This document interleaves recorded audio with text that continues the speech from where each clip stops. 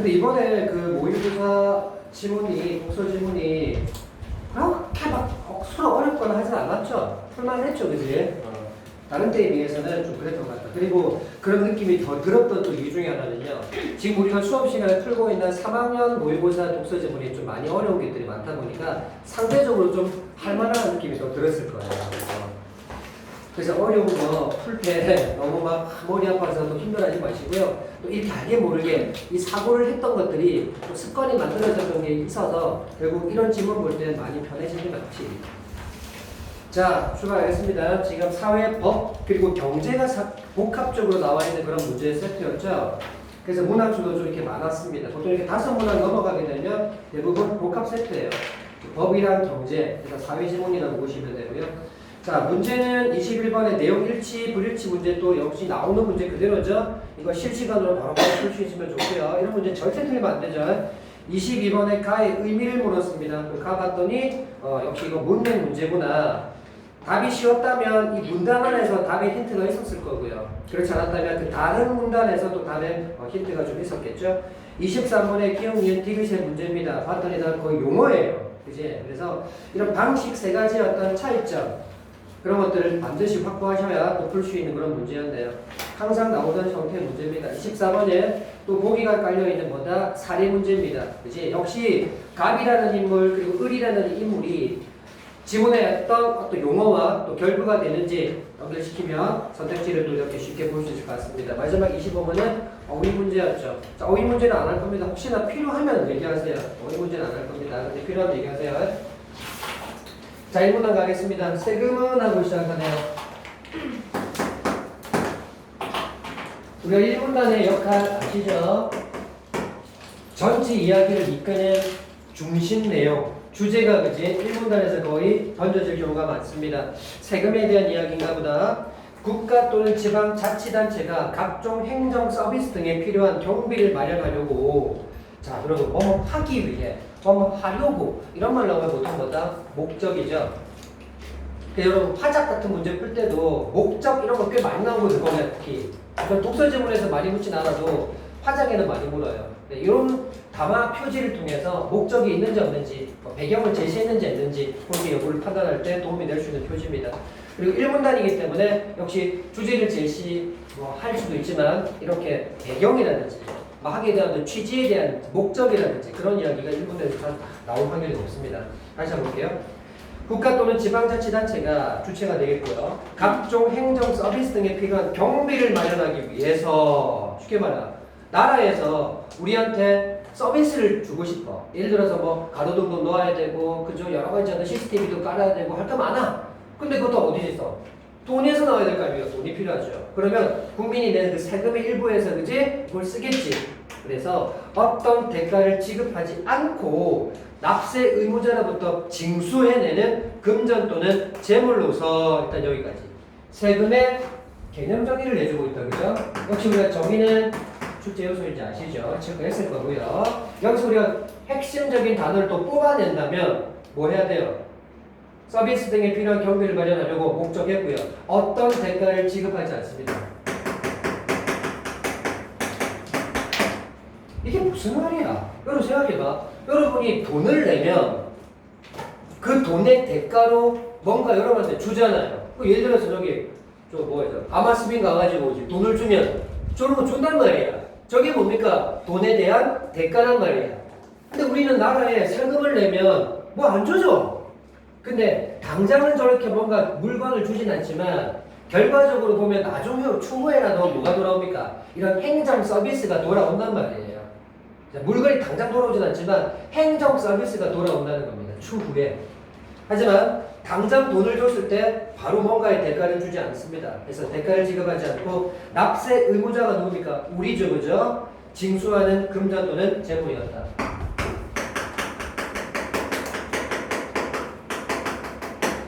돈으로 세금을 받아주면 그 물건으로도 가능하다는 얘기입니다. 자, 그래서 조세 채권의 안정적인 확보와 보전을 위해서 뭐뭐 하기 위해서 이런 거 다 목적 아닙니까? 법률에 따라 강제적으로 징수한답니다. 자, 강제적 징수. 안 되면 절대 안 된다는 얘기입니다. 그죠? 법적으로 뭔가 우리가 법률에 따랐기 때문에 우리가 법적으로 조치를 당할 수 있습니다. 내야 돼요. 자, 조세 채권 그런 이행을 하기 위해서는 납세 의무의 성립과 확정과 소멸의 과정을 알아야 한다 그랬습니다. 자, 그러면 조세 채권의 안정적인 확보와 보존을 위한 그 목적 때문에 국가에서는 또는 지방자치단체에서는 조세채권 이행을 또 확보하려고 노력할 거고요. 그러려면 이 세 가지 과정이 꼭 필요하답니다. 그래서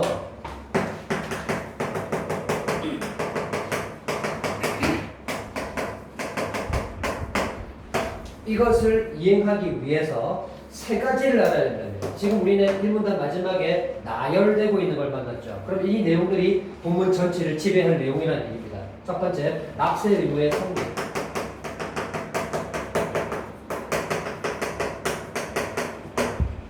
우리가 의무자잖아요. 우리가 세금을 내야 할 의무자잖아요. 그러면 그런 납세 의무가 어느 경우에 성립되냐 이 말이야. 여러분 제가 이것도 얘기 많이 할 건데요. 법지문이잖아요. 법지문은 특히 뭐가 중심이 된다. 어떤 요건이 성립됐을 때 그 요건이 성립되면 충족되면 어떤 효력이 발생하는 거 있죠. 법률이 어떤 효력이 발생하는 거. 이런 얘기가 법을 상당히 법지문에서 문제화되어서 많이 나타난다고 얘기했습니다. 여기도 마찬가지죠. 납세 의무의 성립 조건에 대한 얘기가 그 밑에 쏟아진단 말이야. 그 부분도 출제 요소가 되고 있고. 그리고 확정, 그리고 소멸. 요 세 가지 과정으로 본문이 전개될 거예요. 그럼 이제 차근차근 나오겠죠, 그죠? 첫 번째가 이 납세 의무의 성립에 대한 얘기가 되겠네요. 그래서 이제 1문단을 딱 끝냈어요. 그럼 실제적으로 여러분 문제 푸실 때 물론 본인이 좀 더 빠르게 할 수 있는 걸 하면 돼요. 근데 절대로 틀리지 말아야 되는 게 이제 21번 문제 같은 거잖아요. 이런 것들은 전체 한방 독해가 다 끝난 뒤에 이런 세부적인 내용들을 확인하려면 긴가민가 하는 선택지를 만날 가능성이 커집니다. 그죠? 또 내용 자체가 까다로워질 경우 더더욱 그렇고요. 그럴 때 이런 3점짜리는 틀릴 수 있어요. 근데 이런 문제는 절대 틀리면 안 되기 때문에 1문단 가지고 바로 풀 수 있는 걸 확인해 보면 1번에 증여세 상속세 안 나왔죠. 그럼 뭐 하는 거야? 2번에 과세 표준 이런 말 보여. 없죠? 3번 과세 관청 뭐 환급금 이런 거 안 나왔어요. 4번 역시 납세 의무자 납세 의무는 납세 의무자가 아닌 타인의 세금을 납부할 수는 모르겠어요. 5번 국가는 납세 의무자에게 대가를 지급하고 그에 상응하게 세금을 징수해서 각종 행정 서비스의 경비를 사용한다. 아, 국가가 어쩌고 한다는 이 이야기는 지금 막 읽은 1문단에서 나왔던 내용이란 말이야. 그게 5번 선지는 지울 수 있었단 말이야. 근데 잘못된 게 있죠. 대가를 지급하지 않는다고 했는데 지급한다고 그랬잖아요. 그래서 5번은 바로 지웠단 말이야. 역시나 본인에게 좀 더 맞는 옷을 입으면 되는데 아직까지도 뭔가 방법이 제대로 안 서져 있다면 이런 방법, 이런 문제는 실시간으로 바로 조져줘야 됩니다. 그 다음 2문단 갑니다. 이제 납세 의무는 과세 요건을 만족하면, 자, 또 이 구조죠. 뭐뭐 하면, 뭐뭐 한다. 이제 안 쓸게요. 자, 과세 요건을 만족하면,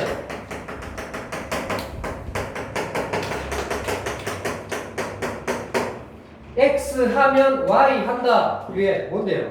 법률상 자동으로 성립한다. 그랬습니다.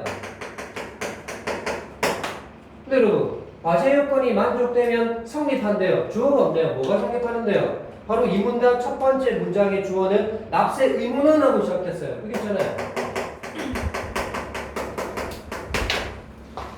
과세 요건이 만족되면 납세 의무가 성립된단 말이에요. 그럼 보세요. 아까 우리가 이렇게 차근차근 진행될 거라는 거 알았잖아요.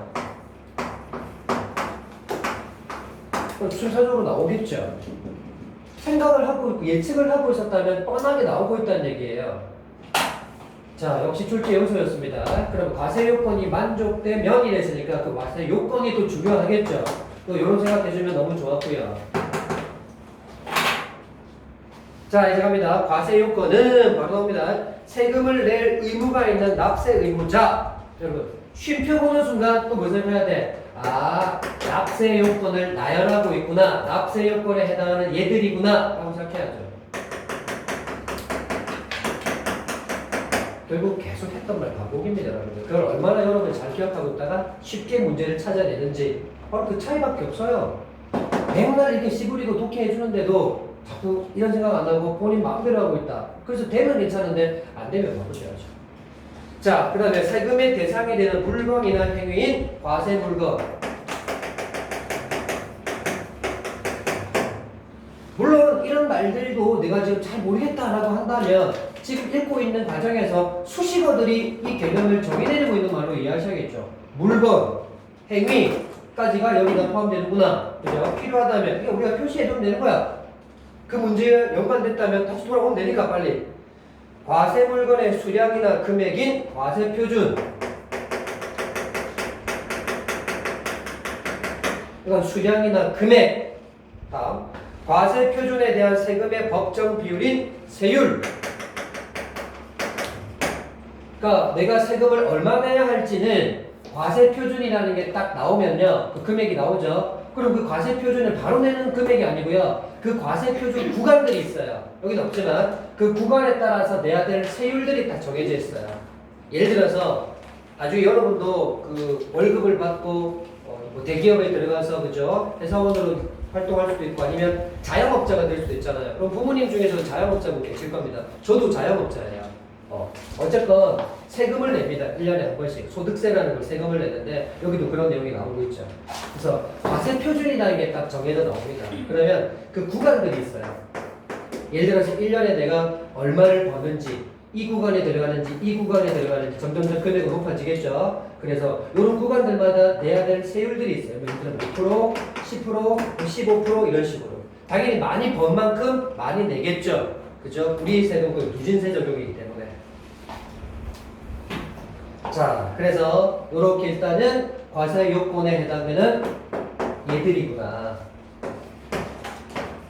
그래서 이런 것들이 다 이제 만족이 되면 뭐가 되는 거야? 이제 의무가 성립이 되는 거야. 성립이 됐다고 해서 바로 돈을 내는 건 아니야. 자, 계속 볼게요. 납세 의무의 성립 시기는 세금별로 다른데, 세금별로 다르대요. 아까 21번에 선택지 5번 하나밖에 못 지웠다 하더라도 나머지 선택지 중에서 우리가 중요한 말들이 좀 눈에 자꾸 남거나 아니면 기억 속에 뇌리에 남을 가능성이 있어요. 아까 1번 선택지 보시면 증여세 상속세라는 말 나왔잖아요. 이게 세금의 예 아니겠습니까? 그럼 세금별로라는 말에서 아 저런 세금의 종류별로 내야 될 게 뭐가 좀 다른 차이가 있다 이 말이야. 자 다시 돌아올게요. 그래서 세금별로 다른데 1년 단위를 과세 기간으로 하는 소득세는 소득세는 딱 넣으면 어떻게 해야 돼요? 동그라미 쳐놔야죠. 왜요? 이건 사례잖아요. 세금 중에 하나의 예란 말이야. 그리고 이 소득세 몰랐다면 그 앞에 수식어 1년 단위를 과세 기간으로 한대요. 아까 얘기했죠. 1년 동안에 2024년 1월 1일부터 2024년 12월 31일까지 내가 경제활동을 해서 벌어들인 돈이 있다면 그 수익에 대한 세금을 내야 된단 말이에요. 그게 과세 기간 1년. 자, 이 소득세는 해당 과세 기간이 끝나는 때에 하고 여러분 쉼표죠. 빨리 그 서술어 뒤를 한번 보세요.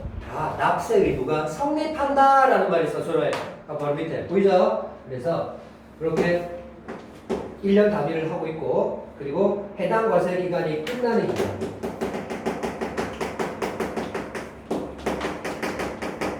끝나는 때, 끝나는 시점에 뭔데요? 이 납세 의무가 성립한다라고 얘기했어요. 지금 납세 의무의 성립 시기를 이 세금의 예를 통해서 지금 하나 보여주고 있습니다. 납세 의무의 성립. 하나 더 있죠? 상속세는 하고 나옵니다. 그래서 역시 눈에 띄게 표시해 주시고 피상속인의 사망으로 상속이 개시되는 때 납세 의무가 성립한대요. 그래서 피상속인의 사망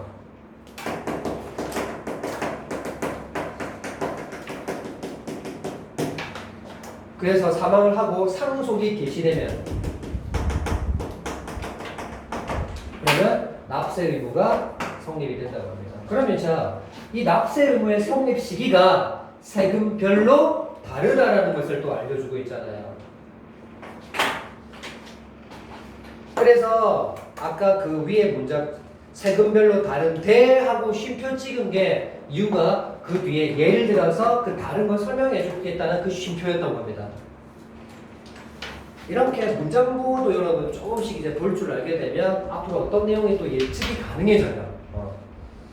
자, 그 다음 납세 의무의 성립 시기는 법의 적용 기준이 되는 것으로 만약 세법이 개정된 후 뭔가 고쳐진 거죠. 시행이 되면서 별도의 경과 규정을 두지 않았다면 여기 또 문제 출제 요소겠죠.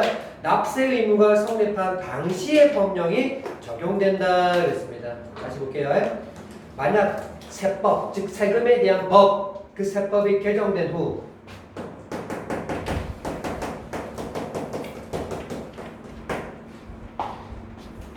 시행되면서 그 새로운 법이 개정이 되고 이것이 시행되면서 별도의 경과 규정을 두지 않았다면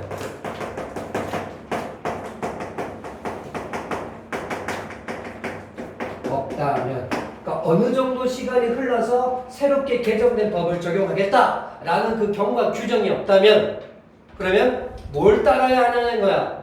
규정이 없잖아요 지금. 언제부터 이 새로운 법 개정이 시행될 겁니다 라는 말 별도로 안 했다는 거야. 그럼 당연히 그 전에 있었던 걸 따라야죠. 당연한 말 아닙니까? 그래서 납세 의무가 성립한 당시 법령이 적용된대요.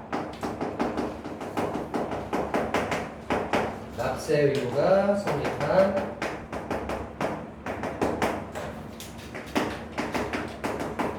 당시 법령이 적용돼요. 쉽게 말해서 요 세법을 개정시켰는데 언제부터 적용할 겁니다 라는 걸 말 안 했어. 그럼 당연히 그 이전 법령을 적용한다는 얘기입니다. 그죠? 그 얘기가 개정 전과 한다 이 말이지 쉽게 말하면. 자, 납세 의무 성립 단계에서는 납세 의무가 아직 추상적인 상태이므로 출제요소요. 과세 관청이 세금 때리는 관청이죠. 과세권 세금 내라는 그 권리를 행사할 수가 없답니다. 당연하겠죠. 왜냐? 납세 의무가 아직은 구체적인 상태가 아니고 추상적인 상태잖아요. 어렴풋한 상태니까 확실히 너 얼마 내라는 말을 못할 수밖에요. 그러면 너는 얼마 벌었으니 그러면 그 구간에 들어오면 얼마 내세요 라는 게 정해지지 않은 상태란 얘기예요.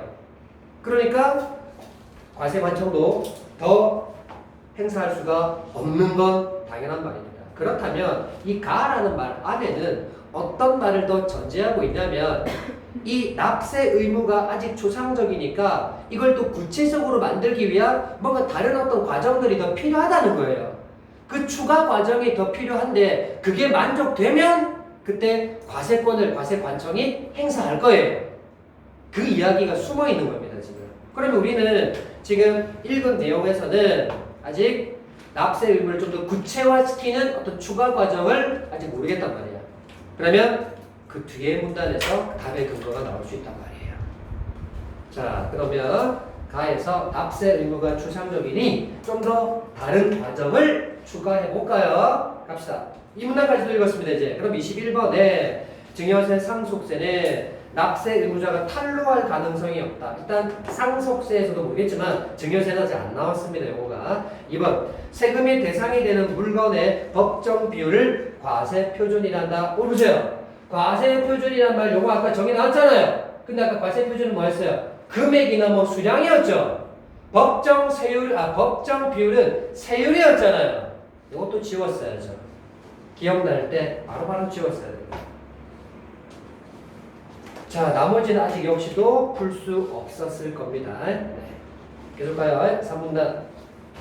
납세 의무가 이제 성립됐다면 납세 의무가 이제 성립이 됐어. 그러면 납세 의무를 확정해줘야 세금을 징수할 수가 있단 말이야. 그렇죠? 그러면 납세 의무가 이제 확정을 시켜야 돼요. 여러분, 아까 우리가 1문단 끝에서 성립 다음으로 올 내용이 확정이었잖아요. 이제 요 단계로 싹 또 접어들었구나 라는 걸 또 눈치 까야죠. 그러면 아까 그 가에서 추상적인 상태라는 게 확정을 시키지 않았기 때문에 돈을 얼마 내야 될지 아직 행사할 수가 없었던 거예요. 그럼 이제 확정을 시키면 너 얼마 내? 라고 확정을 시키면 그때서는 돈을 내야 되겠죠 우리가. 반대로 얘기하면 과세관청은 행사한다는 얘기인 거고요. 그래서 확정이라는 게 필요한 거였구나 라고 생각할 수 있습니다. 다해서 아까 추상적인 상태라는 게 확정이 안 됐다는 얘기입니다. 지금. 자 그러면 이제 의무를 확정해야 세금을 징수할 수가 있잖아요. 확정을 해야 세금 징수가 되는데 그럼 이제 어떻게 하는 게 확정입니까? 확정 설명하겠죠. 납부할 세액과 납부 기한 등이 정해지는 걸 확정이라고 하네요. 역시 정의죠. 체크하셨어야 되고요. 두 가지 정리하면 되겠죠. 여기는 세액과 그리고 납부 기한 언제까지 내라 이거 아닙니까, 그죠? 그건 금액, 그건 언제까지 내 두 개. 자, 이때 확정은 변경이 허용되는 잠정적 확정을 의미한답니다. 왜 이렇게까지 확정에 목을 매면서 정의를 계속 해주고 있을까? 그만큼 확정 중요할 것이고 또 하나 확정이 됐다고 해서 모든 게 다 끝난 게 아닌 거야. 확정이라는 말을 다시 한번 정의 내릴 때 잘 보세요. 변경이 허용된다잖아요. 뭔가 변화를 줄 수도 있기 때문에 그 여지를 남겨놓은 말입니다. 지금 잘 보셔야 됩니다. 정의는 무조건 표시하세요. 자 이제 납세 의무는 원칙적으로 절차에 따라 확정해야 하지만 그렇죠. 아무데나 그냥 이렇게 무조건 해! 하면 안 되죠. 절차라는 게 필요합니다. 근데 예외적으로 특정한 절차 없이 납세 의무 성립과 동시에 세액 등이 정해지는 그 방식이 있는데 이를 자동 확정 방식이라고 합니다. 자, 그러면 대부분은 다 절차를 따르는데 이 기업 자동 확정 방식은 일단 절차가 없다라는 특징이 있겠죠, 그죠? 자,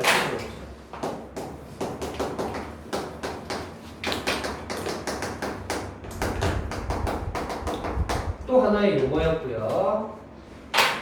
정의는 필수고요. 그 정의 안에서 우리가 꼭 확보해야 될 용어 있으면 또 봐두셔야겠죠. 절차가 없어요.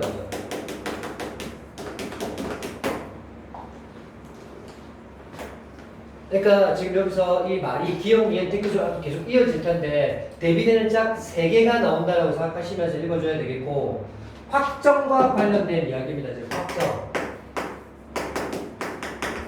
납세 의무는 성립됐는데 확정을 시켜야 돼. 근데 그 확정의 방법에는 3가지가 있단 말이에요. 바로 첫 번째 방식이 자동 확정 방식인데 말 그대로 절차 없이 자동적으로 즉 납세 의무가 성립된과 동시에 세액 얼마네 기한 얼마까지 내 같이 동시에 정해져 버린단 말이에요. 아까 보세요. 성립이 된다고 해서 바로 세금 내는 게 아니고 확정까지 돼야 세금 낼 수 있다 그랬잖아요. 그렇다면 성립과 확정은 따로따로 진행되는 건데 이 방식 같은 경우는 성립이자 동시에 확정이 돼버린다 이 말입니다. 얘는 지금.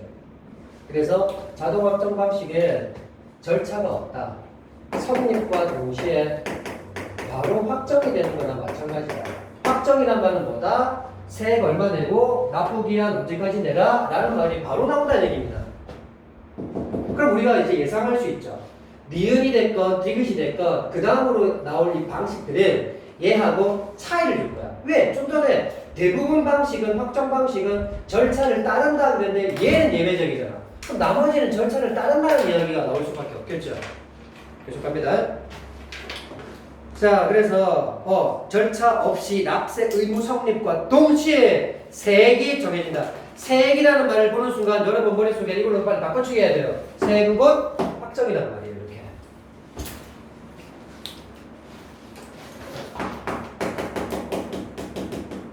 이것도 보세요. 세액 등이 정해진다네요.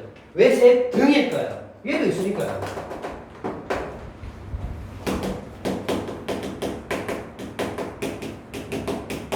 이렇게 되는 게 자동이다. 그러니까 자동인 거죠. 따로 확정시킬 필요가 없으니까.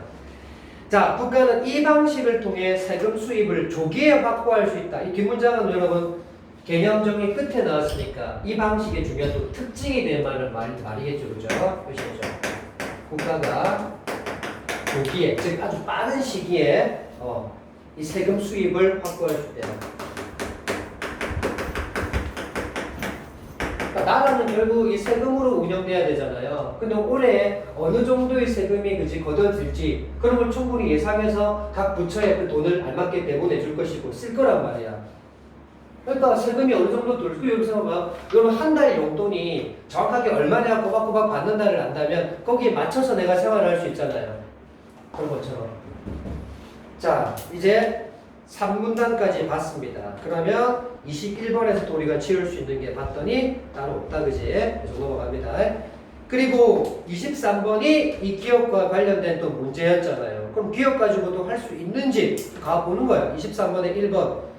기업은 납세 의무자가 직접 재정권을 행사할 수 있다. 이런 용어 안 나왔죠? 넘어가야죠. 2번. 없고요. 3번. 없고 4번.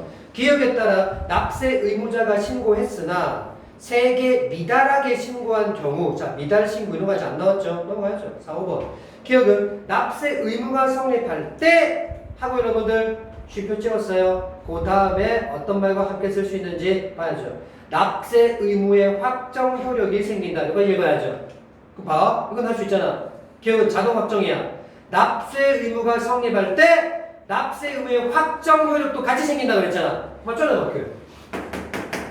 그럼 일단 5번 선지의 기억은 맞는 말이라 이 말이야. 근데 이런 걸 봐. 다 읽고 이 문제를 또 21번부터 순차적으로 풀고 내려왔다? 이런 게 기억이 날 리가 없어요, 당연히. 내가 머리가 나빠서 기억이 안 나는 게 아니고요. 그래서 실시간으로 바로바로 해결할 수 있을 때 자꾸 쫓아와주면 좋다. 계속 3단. 절차에 따른 확정 방식 이제 대놓고 이제 문단 바뀌면서 절차에 따른이라고 얘기하잖아. 그러면 이 확정 방식인데 절차를 따르지 않는 게 있고 절차를 따른 게 있고 크게 이렇게 두 가지로 대비되는 짝도 나올 수 있었단 말이에요. 야, 내용 적었으니까 따로 안 적을게요. 확정 방식에 따지면 절차를 따르는 게 있고 절차를 따르지 않는 게 있단 말이에요. 그 절차를 따르는 건 뭔데? 기억이 들어간다 이 말이야. 절차를 따르지 않는 건 뭔데? 니은티가 들어가겠지 뭐. 이렇게. 이렇게 도식을 만들어가면서 글을 여러분들 이해를 해주신다면 얼마나 더 도움이 되겠습니까? 틀 만드는 건 여러분 충분히 할 수 있어요. 하든 연습을 하셔야 됩니다. 그런데 자 계속할게요. 신고 납세 방식과 부가과세 방식이 있다. 당연하죠, 그죠? 신고 납세 방식, 부가과세 방식. 들어오겠죠, 그죠? 자, 우리는 실제 요소였으니까.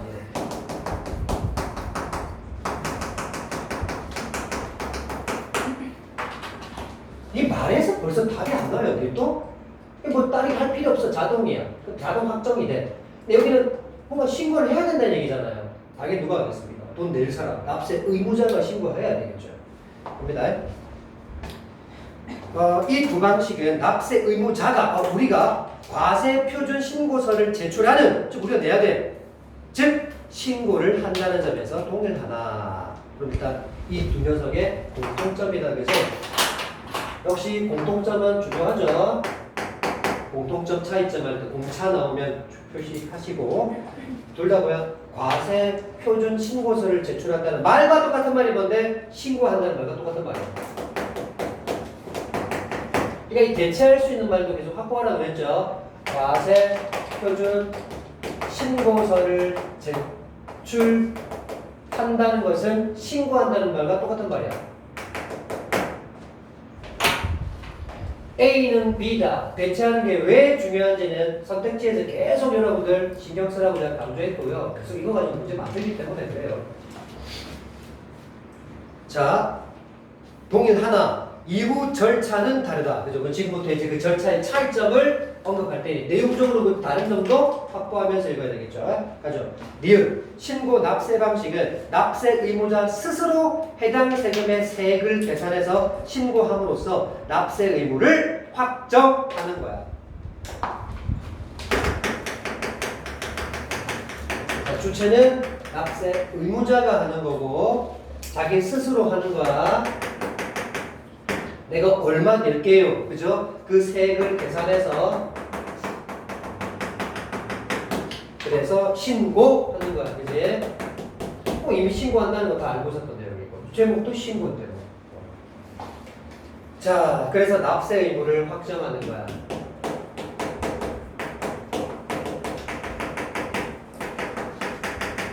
자, 다시 한번 비교해 봅시다. 기업 같은 경우는 납세 의무가 성립과 동시에 바로 확정된 것이었어.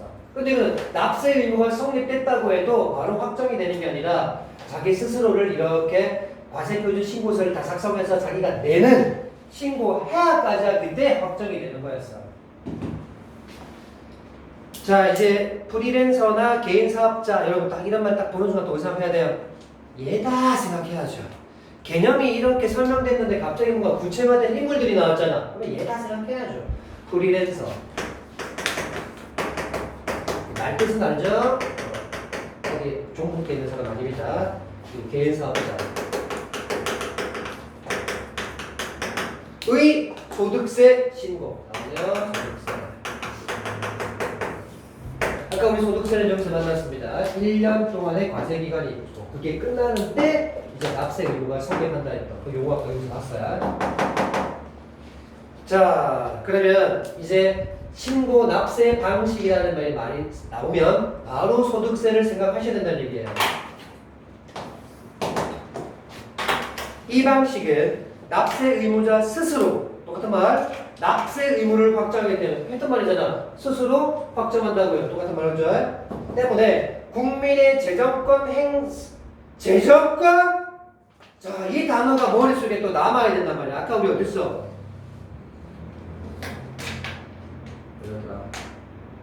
23번에 선지 1번에 직접 재정권 이런 말 나왔었단 말이야. 그치? 그래서 답을 못 지웠다 하더라도 용어를 봤던 기억이 잔상이 남는 거예요. 어쩔 수 없어요. 남을 수 있어요.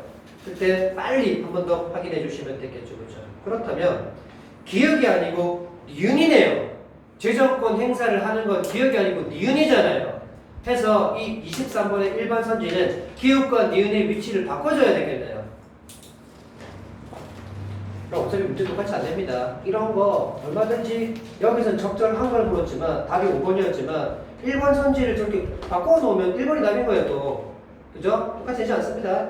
어차피 우리가 내용을 정확하게 이해하고 있으면 됩니다. 계속할게요. 이 방식은 그래서 국민의 재정권 행사다. 그럼 봐라. 이거 그 뒤에 넣어야 돼. 자기 스스로가 얼마 내겠다고 확정하기 때문에 바로 뒤에 국민의 재정권 행사.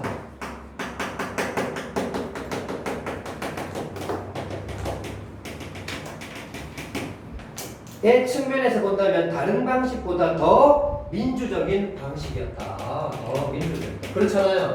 야, 너 얼마 내? 라고 강압해서 내는 게 아니라 자기가 알아서 스스로 내가 이렇게 이만큼 벌었으니까 내가 이만큼 낼게요. 얼마나 자유롭습니까? 민주적 방식입니다. 그래서 이런 거는 다 또 미음 방식의 중요한 특징이 된다라고 또 표시해야 되는 용어였고요.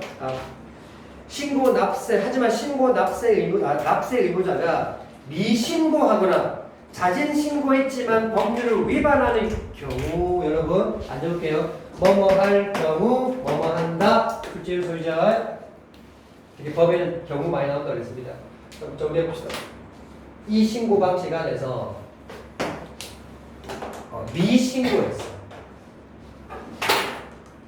얘를 높게 들어가니까 또 먹히네. 알아서 볼 수 있겠지. 이제 얘였으니까 납세 의무자가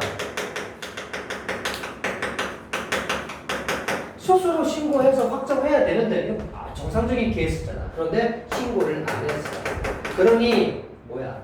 이거와 이것이 대비되는 짝이 된단 말이야. 또 내부적으로. 그럼 또 여기서 문제 된단 말이죠. 자, 하거나 신고하거나 신고는 했는데 어땠어? 법률을 위반했어. 문제 있다는 얘기잖아. 자, 경우니까 이렇게 가자고 또.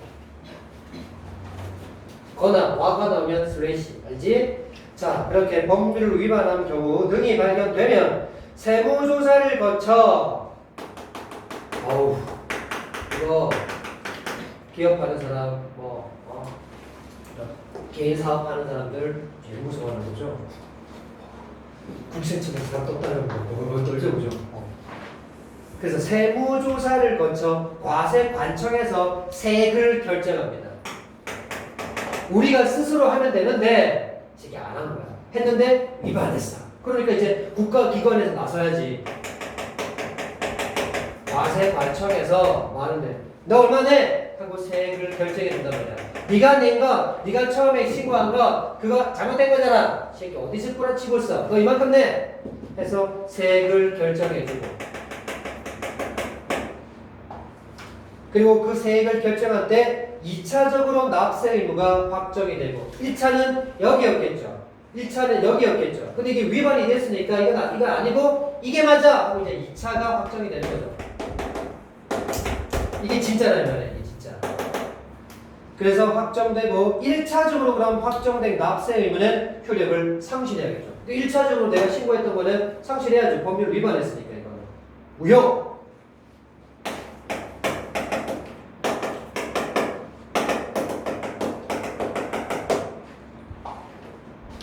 자, 이렇게 해서 우리가 니은 방식까지 또 살폈고요. 그래서 21번에 또 할 수 있는 거 봤더니 또 아직 없고요. 그 다음에 23번에 1번 봤고요. 그 다음에 3번 미은은 납세 의무자의 신고는 협력 의무로서 강제성이 없다 그랬는데 여러분 이것도 지울 수 있어야 됩니다. 왜냐? 납세 의무자의 신고가 협력 의무다. 이 협력 의무라는 말 자체는 잘 안 나왔습니다. 그치? 그런데 우리가 협력하라는 얘기는 뭐예요? 내가 꼭 도와달라는 소리 안 해도 이 사람이 알아서 나한테 협력해주는 거 얼마나 땡큐예요. 말은 쓰지 않았지만 자기 스스로 알아서 세액을 계산해서 낸다면 그 과세관청이 구조 안 나서도 되니까 도와준 거 아닙니까? 협력할 수 있는 걸 따지면 근데 이런 말 안 났으니까 이런 건 몰라도 됩니다. 넘어간다 하더라도 그런데 중요한 건 이게 신고가 정상적으로 잘 되면 이게 가면 되는데 안 됐을 때가 문제잖아요. 이럴 때 이 과세관청이 나와서 이 사람들이 결정해 준단 말이야. 그래서 이만큼 내라고 했기 때문에 이거는 강제성이 있다라고 봐야 된단 말이야. 이거 강제성이 있다고 봐야 되는 거야. 와, 이 사람이 잘못했는데 그냥 넘어갔으면 강제성이 없는 건데 잘못했다고 그냥 따지고 들었잖아요. 세무조사만 철저히 하고요. 그래서 너 얼마 내? 라고까지 했기 때문에 이때는 안 낼 수가 없단 말이야. 이때는 강제성이 들어오는 거예요. 이게 별 문제 없었으면 국가기관이 안 나서죠.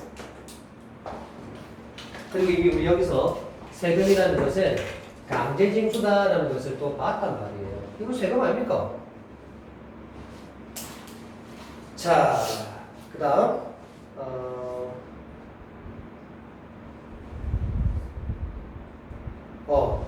저기 4번도 기억에 따라 납세 의무자가 신고했지만 세액에 미달하게 신고한 경우 미달 신고액은 니은으로 확정된다 그랬는데 납세 의무자가 신고를 했지만 아마 미달되게 됐다. 법률에 위반되게 막 이런 상황이 생길 수도 있는 겁니다. 그러니까 이건 4번 선지는 분명히 기억이 안 나게 확실합니다. 자, 그 다음에 그리고 이 기억 같은 경우는 그 납세 의무가 성립이 되는 것과 동시에 확정이 된다는 얘기 때문에 이렇게 신고하고 하는 게 없습니다. 기억은 신고하는 게 아니다 자기가. 그러니까 4번의 기억은 분명히 아니다라는 걸 알 수 있었어요. 그 다음에 이제 디귿 줘야 되겠네요. 네. 자, 5문단입니다. 디귿 부가과세 방식에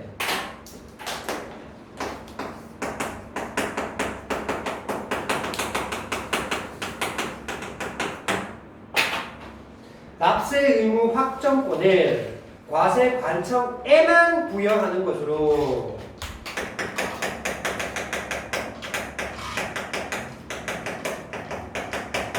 과세관청만 이런 보조사 넣으면 잘 봐두라 그랬습니다. 누구만 항상 하는 건지 모두 다 들어가는 건지 이런 부사원들과 함께 이런 보조사 잘 보셔야 됩니다. 그런 거는 말장난 칩니다.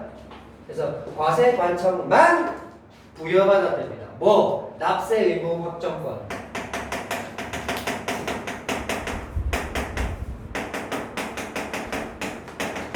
자, 이게 또 이 니은과 대비되는구나라는 걸 내용적으로 발견할 수 있어서 잘 읽은 거예요.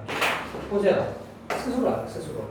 스스로 확정하는 거예요. 스스로 확정하는 거예요. 근데 여기는 사람이 하는 게 아니고 과세 관청이 하는 거란 말이에요. 확정을. 그 확정시킬 수 있는 권리는 과세 관청만 한단 말이에요. 이 납세 의무자가 할 수 없단 말이에요. 이렇게 차이.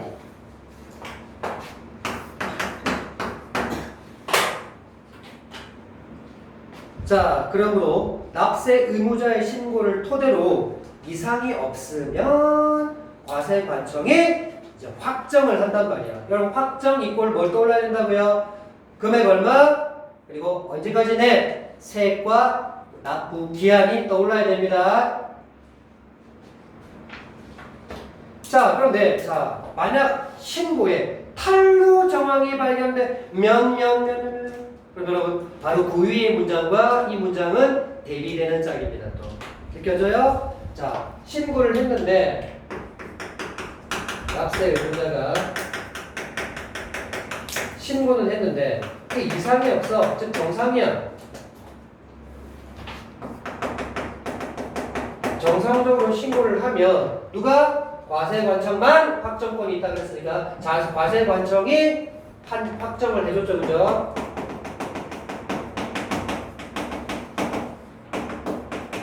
그러니까 언제까지 얼마네? 라고 확정시켜준단 말이야. 그런데 대비되는 자 뭐? 이 신고에 탈루 정황이 보였어. 세금을 덜 내려고 그지? 뭐 꼼수를 부렸단 말이야. 그지? 탈루 상황이 생겼어. 그러면 어떻게 될까? 과세관청이 추가 조사한단 말이야. 저 새끼 저거 냄새 나는데 저것들 추가 조사해서 세액을 확정한다.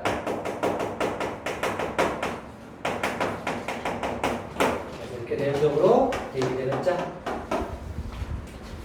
자, 이 방식에서 납세 의무자의 신고는 여기 나오네. 협력 의무로서 라고 했네. 아, 그래서 이것이 협력 의무라는 말.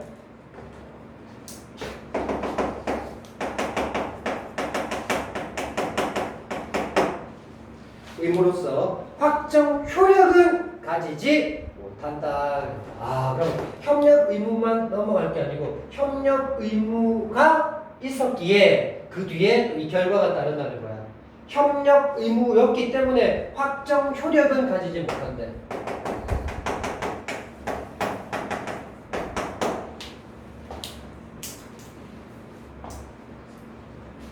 협력할 의무만 있지 확정까지의 효력은 아직 발생하지 않는다. 그러면 뒤에 과세관청은 세액을 다 결정하고 납세 의무자에게 얼마 내세요 라고 통지 보내고 그 납세 고지서가 납세 의무자에 도착했을 때 뭐뭐 할 때 뭐뭐이다. 이 문장 중요한 거 알죠? 도달했을 때 시기를 보여주는 말이기 때문에 중요해. 특히 법지문이라서 납세 의무의 확정 효력이 발생한다. 자, 봐. 확정 효력이 발생하지 않기 때문에 그러면 어떻게 확정 효력을 발생시킬까요?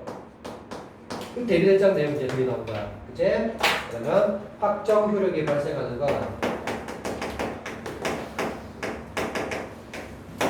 언제냐? 납세 고지서가 납세 의무자에게 도달했을 때.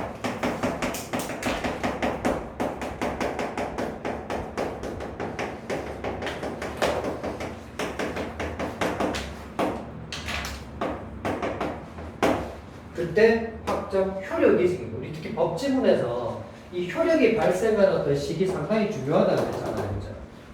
예를 들어서 뭐 그게 내일 생길지, 뭐 모레 생길지, 뭐 며칠, 몇 달 뒤에 생길지 그런 질문도 우리 만나본 적 있잖아요. 그래서 이거는 도착했을 때 생기네요.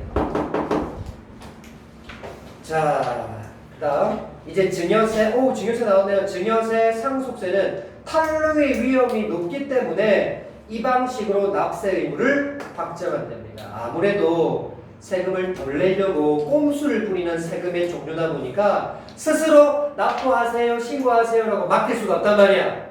그제? 그래서 증여세, 상속세는 또 여기에 얘네요. 그죠?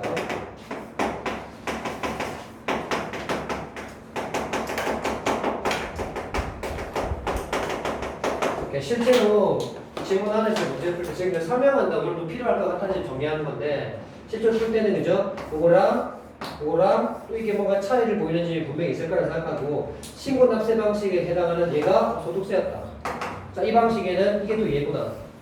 그러니까 이런 것들 잘 표시해 두시면 빨리 띄죠.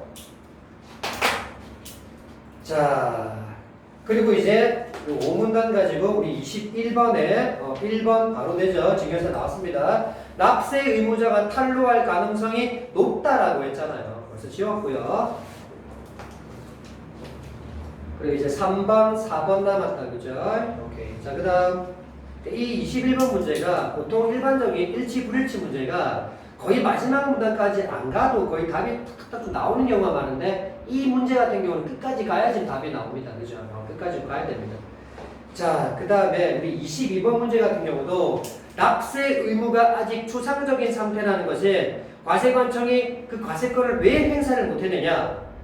이런 추가 과정이 더 필요하단 말이야. 얼마 내라고 확정을 시킬 수 있는 그 추가 과정이 더 필요했단 말이야. 그러면 그 확정이라는 거 바로 뭐다? 얼만큼, 얼마 동안, 얼마 기간 안에 내라는 이게 아직 안 정해졌잖아요. 이걸 정해주는 게 확정이란 말이야. 그래서 요게 정해져야 과세권을 과세관청에서 행사할 수 있었던 겁니다. 그럼 그게 구체적이 되는 거예요. 그래서 22번은 그닥 어렵진 않았습니다. 지문의 안에서 바로 답은 안 나왔지만 내용적으로 봤을 때 읽어보시면 4번이 답이라는 걸 금방 확보할 수 있었을 거예요. 4번 볼게요. 납부 세액과 납부 기한이 아직은 정해지지 않은 상황이니까 추상적인 거죠. 결국 여러분 학교에서 만약에 문제를 내신데 이 4번 선지가 납부 세액과 납부 기한 말 대신에 뭘 써도 돼요? 확정이란 말로 바꿔 써도 되잖아요. 똑같은 말이 된단 말이에요.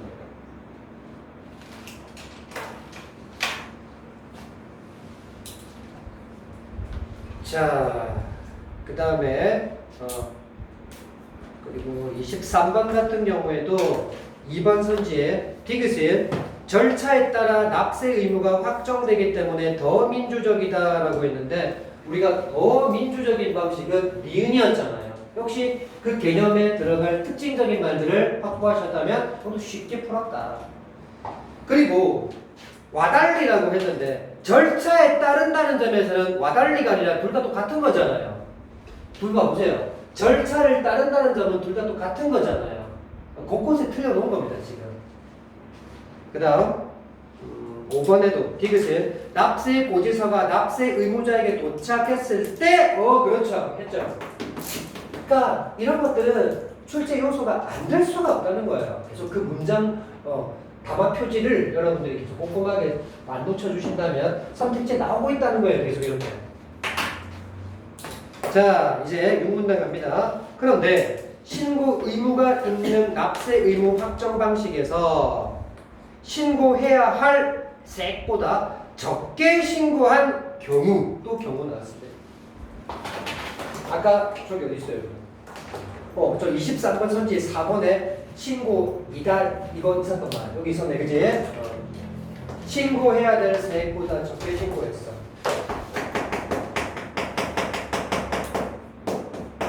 그 경우 적게 신고했을 경우 수정 신고를 하랍니다. 그렇죠. 자기가 예를 들어 100만 원 내야 될 사람인데 50만 원밖에 신고 안 했단 말이야. 그럼 당연히 고쳐야죠. 근데 이것도 하나의 또 용어잖아요. 신경 써야겠죠. 수정 신고를 해서 해결합니다. 또 역시 또 문제 해결 구도잖아요. 문제 해결. 이를 바로 잡으면 되는데 과세표준 신고서의 법정 신고 기한으로부터 2년이 지나기 전에 여러분들이 숫자 나오면 중요한 거 알죠? 우리 법에서 2년이 지나기 전에 하면 뭘? 수정 신고. 그러면 수정 신고의 특징적인 부분들이잖아. 과세표준 신고서를 법정 기한이 정해준 게 2년이래. 2년 안에 해야 돼. 그럼 아무 문제 없어. 근데 만약에 2년 이내 안 하면 또 문제가 될 거 아니야. 그런 것도 생각해야 돼. 그래서 2년 지나기 전에 하면 과소 신고 가산세를 감면받을 수가 있대. 이거 요거네. 과소 신고 가산세를 면제해 준대. 감면받는 거죠. 면제나 감면은 다른 말입니다. 그죠? 자, 그러면 이건 또 하나의 용어였는데 지금 이 말은 대충 느낌이 좀 오지 않아요? 너무 적게 신고했잖아요. 적게 신고한 것에 대한 문제가 발생했으니까 수정을 통해서 조금 더 내면 되잖아요. 그죠? 적게 했으니까 더 내라는 거예요. 근데 그것을 잘못을 분명히 했잖아요, 봐봐. 그래서 그 잘못으로 인해서 내야 될 그 가산세를 조금 깎아준다는 말이야. 왜? 알아서 또 자진 신고했으니까. 자수했으니까. 그치? 그럼 만약에 여기 있는 문장을 숨어있는, 왜? 숨어있는 문장에 이미 뒤집어봐. 야, 말 안 했잖아. 그래서 내한테는 출제자가 또 쌤이 얼마나 이 문제를 낼 수 있을 것 같아. 수정신고를 2년 이내 안 했으면 어떻게 됐어? 이거 했으면에 대한 이야기잖아요. 안 하면 과소신고 가산세가 더 부여되겠죠. 자, 그래서 반대로 신고해야 될 세액보다 많이 신고했다. 이런 경우가 있을까? 또 있겠죠, 그죠? 100만 원은 내야 되는데 200만 원 못 신고하고 지금. 그럴 수 있죠. 아, 대비되는 짝이구나. 많이 신고했다면 과세 관청을 상대로 경정을 청구할 수 있답니다.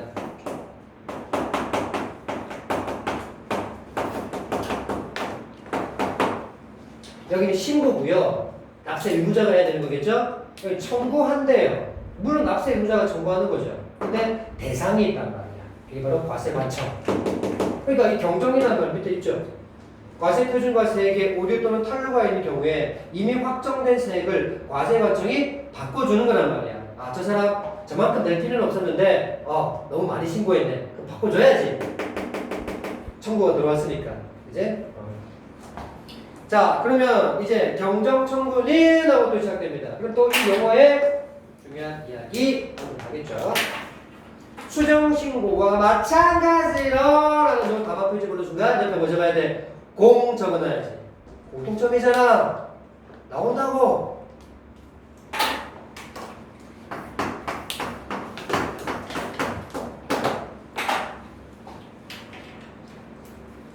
자, 마찬가지로 원칙적으로는 과세표준 신고서를 법정 신고 기한까지 과세관청에 제출한 경우에 한해서 그 법정 기한을 넘기지 않았어. 잘 따라준 거야. 해서 그 제출한 경우에 한해서 과세관청의 경정 통지가 있기 전까지만 가능한 거야. 그러니까 모든 신고를 그 기간 안에 내라고 한 사람들한테만 받아주는 거야. 이 새끼가 그 과세 신고 기간을 지나서 한 거야. 그럼 잘못했잖아, 이마가. 그런 걸 안 받아주겠다는 게 쉽게 말해서. 그래서 수정 신고와 마찬가지로 법정 신고 기한까지 과세 관청에 제출한 경우에 한해서만 받아들여주겠다는 얘기야. 만약에 이 기한을 넘겨버리면 어떻게 됐을까? 넘겨버렸으면 수정 신고도 못할 거야. 경정 청구뿐만 아니라 마찬가지라고 묶어놨기 때문에 수정 신고도 되지 않을 거란 말이야. 왜? 그 기한을 약속한 기한을 넘겨버렸으니까 주잘못이니까. 그러고 나니까 내가 실제 그게 생각나네요. 제가 3년 뒤에 이제 이사를 가거든. 좀 명지 쪽으로 이사를 가. 지금 내가 이제 다백호 쪽에 살고 있거든. 그래가지고 3년 뒤에 명지 쪽으로 이사를 가는데, 그래서 그 아파트를 지금 신축 이제 막 땅 터를 지금 고르고 있어. 그래가지고 3년 몇 개월 뒤에 이제 아파트가 세워지는데, 그래서 이제 나는 아파트를 처음으로 이제 이사를 가거든. 원래 지어진 집을 들어가봤단 말이야. 근데 이제 새로 짓는 집은 처음 가봐. 그래서 이제 세워지면 그 안에 이제 뭐 마감재 인테리어 같은 거 뭐 어떻게 하고 뭐 쓰고 막 이런 게 막 이제 옵션으로 정해야 되는가 봐. 처음 해봤을 때 몰랐거든. 근데 가니까 이제 그 뭐 에어컨은 뭘 쓸 거고 뭘 쓸 거고 조명은 뭐 어떻게 할 거고 뭐 이게 뭐 중문은 달 것인지 말 것인지 막 뭐 이런 거 하더라고. 그래서 대충 이렇게 할 거다고 계약 쓰고 나왔어. 딱 나오고 나니까 저건 필요가 없는데 좀 빼고 싶은데 했는데 기한이 지난 거야. 혹시나 전화를 했어. 기한이 지나서 안 됩니다. 그러는 거야.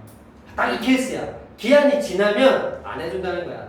법정 기한이 그 제출한 경우에 한해서 해준다고 했으니까 수정 신고와 마찬가지라고 그랬으니까 역시 둘 다 묶어서 수정 신고를 하든 경정 청구를 하든 법적 기한 안에 제출한 경우에 한해서만 해준다는 얘기야.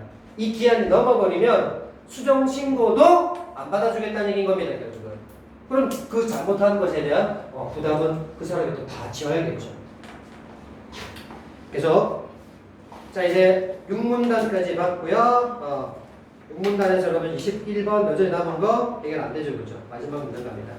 이제 여러분 마지막 문단 남았는데 뭐 안 나왔어요? 요거 이제 안 나왔죠? 우리가 이렇게 긴 내용의 글을 이렇게 읽다 보면요, 1문단에서 했던 이야기를 다시 한번 마지막 문단쯤에서 한번 돌이켜 볼 필요가 좀 있습니다. 이런 습관도 좀 중요한 습관이에요, 여러분들. 1문단이 너무 마지막 문단까지 몰아져 있잖아요. 이 뭐였지? 기억을 못하는 친구도 있어요. 그래서 마지막 문단이 왔을 때쯤 되면 1문단에서 어떤 이야기를 하기로 했는지를 다시 한번 되짚어 보세요. 이제 소멸에 대한 이야기 나왔죠. 확정 효력이 발생된 세금은 누구든지 납부하기만 하면, 자, 세액 얼마 내라고 정해졌지. 확정됐어. 그러면 돈 내야죠. 그럼 그 돈을 내면 납세 의무는 소멸한다. 이거 간단해요. everyone, 누구든지, 그죠? 납부만 하면 납세 의무는 소멸된다 이 말이야. 그죠? 그래서 여러분, 자, 아까 어디 있어?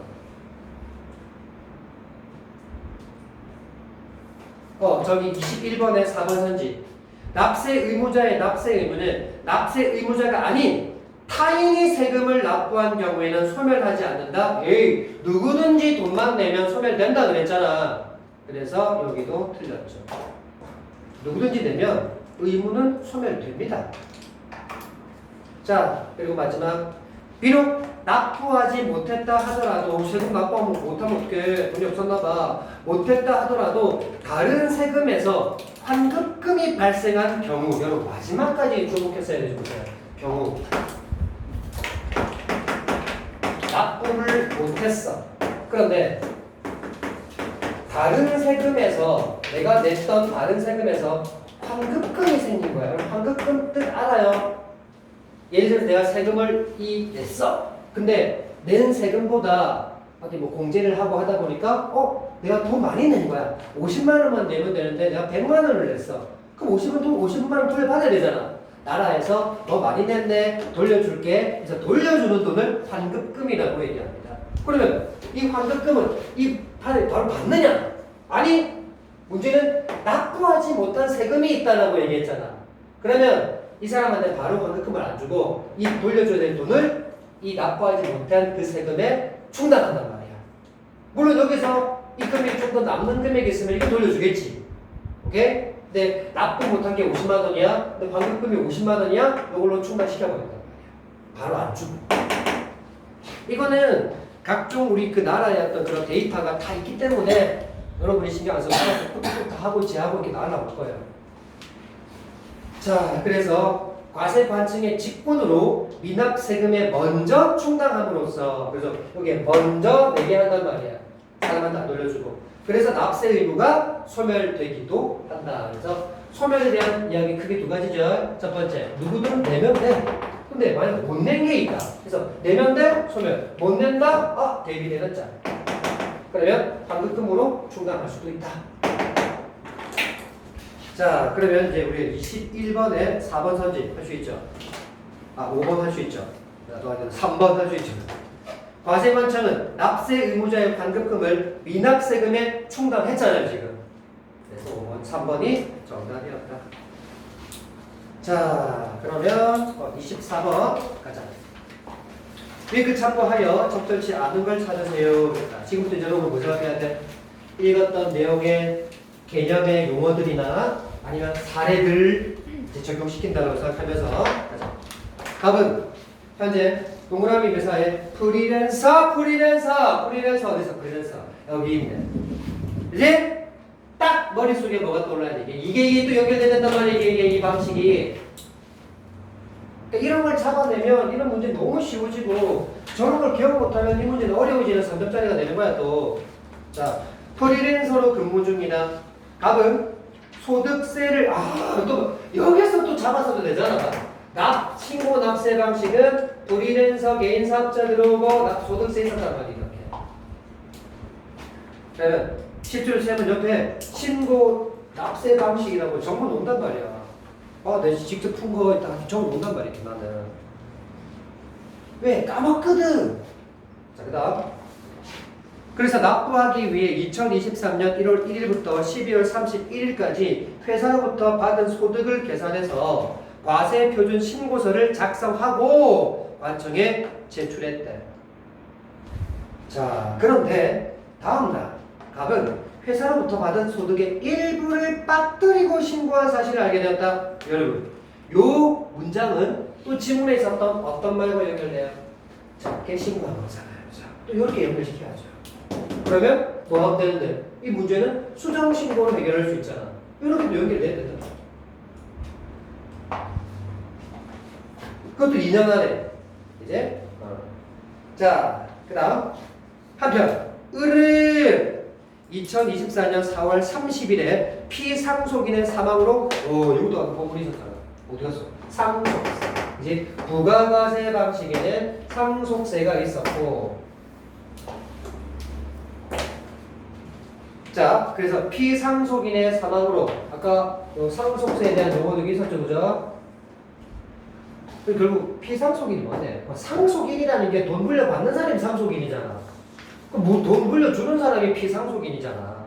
그러니까 쉽게 말해서 우리 아버지, 어머니가 피상속인인데 돌아가신 거야. 그럼 우리가 그분의 재산을 우리가 물려받아야 될 거야. 그래서 상속이 개시되어 재산을 물려받게 되었다. 그러면 보세요. 상속세는 피상속인이 사망하고 언제?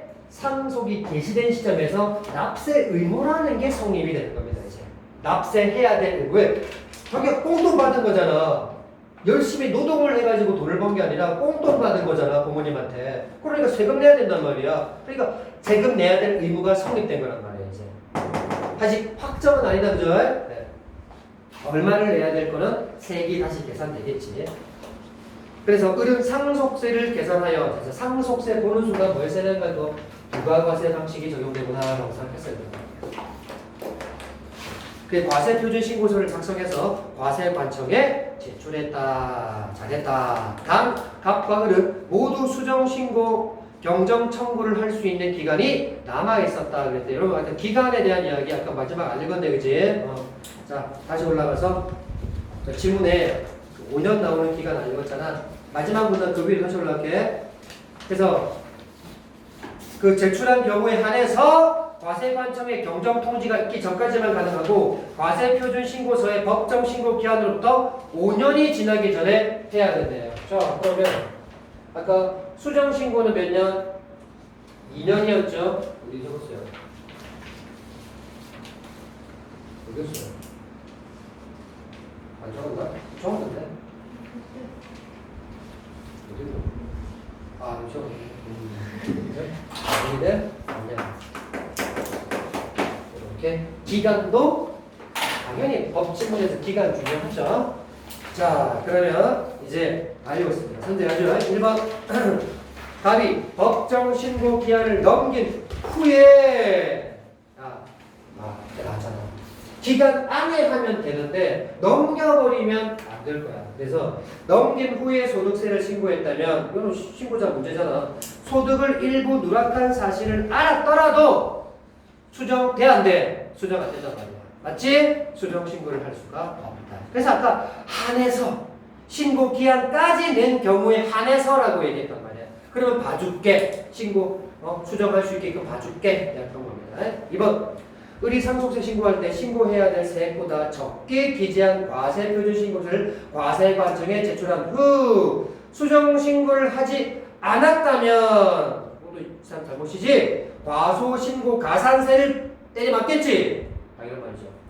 당연히 과소신고 가산세 감면 못 받죠. 감면 못 받으니까 부과되는 거죠. 그렇죠? 지문을 반대로 다 얘기하고 있단 말이에요. 지금 지문을 썼던 이야기 반대로 얘기하고 있잖아요.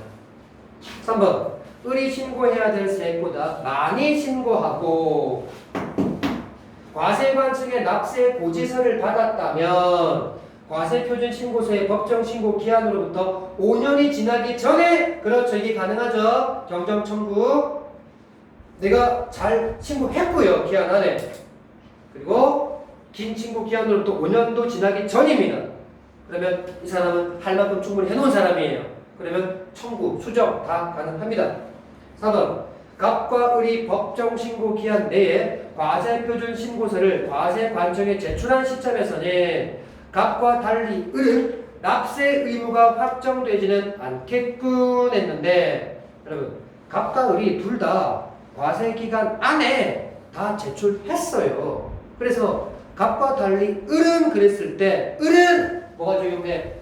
부가과세 방식이 적용되고 갑은 신고 납세 방식이 적용된다는 이 두 가지 차이를 알아야 된다는 얘기입니다. 지금. 그래서 을은 납세 의무가 확정되지는 않는군. 왜요?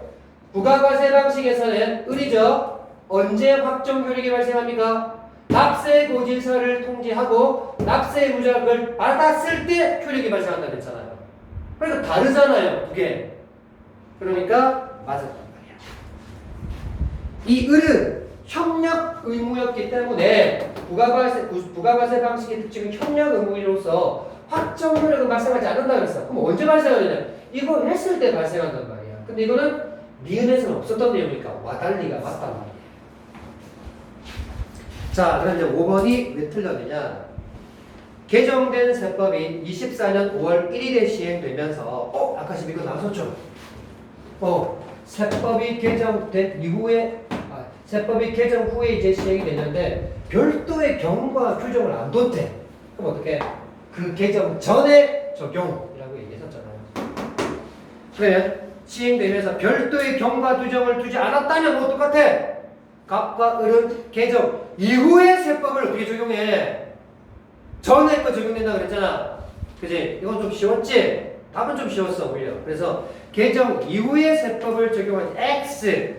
그러면 여러분 갑과 을은 언제 합니까? 자, 이것까지 하면 너무 좋죠.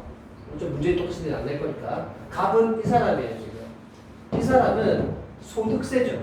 소득세는 언제 납세 의무가 성립되냐니까 그 1년이라는 그 과세기간 1월 1일부터 12월 31일이라는 과세기간이 끝날 때 그때 납세 의무가 성립된다고 했습니다. 해당 과세기간이 끝나는 때. 그 다음에 을 같은 경우는 그죠? 아까 을은 대표적으로 상속세가 있었죠. 그죠? 상속세 같은 경우는 상속이 개시된 시점에 납세 의무가 성립될 수 있다고 얘기를 했습니다. 그래서 어쨌건 갑과 을은 개정 이후에 세법을 적용해서 세액을 신고한다는 건 이미 틀렸다. 그렇다면 납세 의무가 성립한 당시 이거 보세요. 쌤이 지금 왜 이 두 가지 예를 들었냐면 답이 이거잖아. 별도의 경과 규정을 두지 않았다면 납세 의무 성립한 그 당시의 법령을 적용했으니까 납세 의무가 언제 성립되는지 지금 설명해 준 거란 말이야 쌤이. 얘는 소득세니까 이때 성립이 되는 거고 그러니까 이걸 적용한다는 얘기야. 그리고 얘는 얘가 들어갔으니까 요때 성립이 된다 이 말인 거예요. 이해되겠어요?